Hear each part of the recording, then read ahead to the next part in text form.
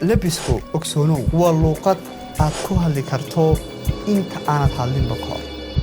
sidee labiska iyo kalsoonida iyo guushu ay iskugu xidhiidhsan yihiin ama ay isku saameeyaan, ama sidee marka aad labisato saameyn ugu keenaysaa kalsoonidaada iyo sidoo kale guushaada. labisku ogsoonow waa luuqad aad ku hadli karto inta aanad hadlinba kahor. waxaa la yidhi haddii aanad khaldanayn hugaagu waa u kula shir taga.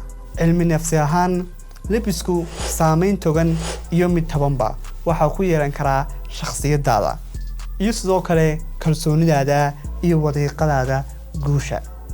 ma aha keliya taa in aad dhar xidhato, laakiin dharkaas waa inay ku siiyaan kalsooni, awood iyo sidoo kale xasilooni aad ku dareenta. waa xalqado cusub oo aynu bilownay oo noqonaya taxane oo aynu kaga hadli doono lifestyle-ka qaybihiisa kala duwan. taxanayaasheenana xalqadii horeysay aynu soo qaadanayna waa Mootino oo ka hadla lifestyle-ka. soo dhawaada. qodobka koowaad, sidee qaabkaaga labisku u saameynaya haddaba kalsoonidaada?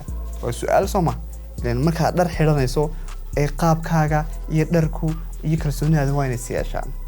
labiska saxda ah waxa uu kordhiyaa kalsoonidaada. adigu ma aaminsan tahay?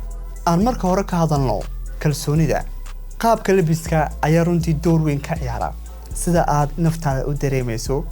tusaale, markaad xidhan tahay dhar kugu soo baxaya oo runtii walibana jawiga marka aad joogto ku soo baxaya, sida oo kalena labiskaas ama dharkaasi ay ku leeyihiin. soo kalena aad garanayso labiskan iyo xaaladda aad joogto ama goobta aad joogto inay is qaadanayaan. runtii markaa kalsoonidaadu waxay u kordhaysaa si dabiici ah. sidoo kalena socodkaagu waa isbedelayaa. sidoo kalena qaabka aad dadka u eegayso ama aad u wajahayso sidoo kalena waa isbedelayaan. waxaana dareemaysaa inaad wax walba aad qaban kartid. xitaa saynis ahaan waxaa la caddeeyey marka aad si wanaagsan aad u labisato ee aad is dareento, waxay maskaxda soo deynaysaa endorphins, taas oo kor u qaadaysa kalsoonidaada iyo sidoo kale xasiloonidaada. qaybta labaad, haddaba sidee labiskaagu u saameyn karaa dadka kale? waa su'aal soo ma. dadku waxa ay fikrado ka samaysan doonaan labiskaaga ka hor inta aanad la hadlin, oo markasta labiskaagu waxa uu bixinayaa fariin ka horeysa inta aanad hadlin ka hor. adiga shakhsi ahaan haddii maanta si wanaagsan aad u labisato, waxaad og tahay fariinta dadka kale markay ku arkaan ay ku odhanayaan. tusaale ahaan oo kale, maanta labiskaagu waa u shidan yahay, maanta labiskaagu waxa weeye wuu ku kala fadhiyaa, labiskan xaggeed ka soo iibsatay, xaggeed qabanaysaa, waxa maanta si wanaagsan baad u labisantahay. yacni fariimaha ay dadku ku siinayaan waxaad dareemaysaa inay noqonayso fariimo feedback ah oo adiga oo aan hadlinba labiskaagu uu hadlayo. taas waxa aad dareemaysaa haddaba in dadku ay kula macaamilayaan sidii markii hore ay kula macaamili jireen si ka duwan. dad maanta si wanaagsan aad u labisan tahay, waxaa laga yaabaa xitaa qof aan ku qosli jirin ama aan ku soo dhaweyn jirin inuu ku soo dhaweeyo oo uu ku dhaho maanta xaggeed qabanaysaa, mawl muhiim ayaad leedahay, ama sidoo kale su'aalaha la midka ee gubaabada ah. qodobka saddexaad, sidee qaabkaaga labiska ama labiskaagu ay saameyn ugu keenaysaa tallaabada guusha u qaadayso ama guushaadaba?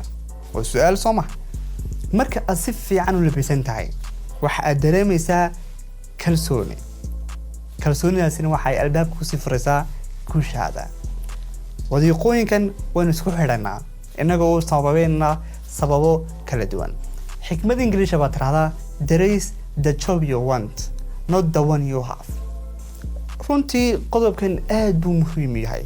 tusaale, marka la joogo goobta shaqada ama hawlahaaga muhiimka ama shirar muhiima aad leedahay, labiskaagu waxa weeye waa fariinta ama albaabka keliyata ee kuu furi karaya albaabo aanad adigu aqoontaada iyo dibloomooyinka ama shahaadooyinka aad haysato aanay ku furin. tusaale, maanta haddii aad ugu labis qurux badan tahay inta meesha joogta, marka la eego jaamacadda oo kale, waxaad ku heli kartaa buundooyin ka badan inta dadka kale ee kula midka ay helayaan. runtii waxaad dareemaysaa sida ay isku saameynayaan. labiskuna uu yahay albaab aan lagu wada dhaadanayn oo runtii ku furi karaya waxyaabo badan oo aad u baahan tahay. gundhigeena iyo soo kala gunaanadkeenaba waxaan ku sheegnay in labisku yahay albaabka ama soo kale hubka aad ku kordhin karto kalsoonidaada iyo soo kale wadiiqada aad u mari karto guushaada bal fikirkaagana la wadahay labiska iyo kalsoonida adiga fikradaada maxaa ka dhaxeeya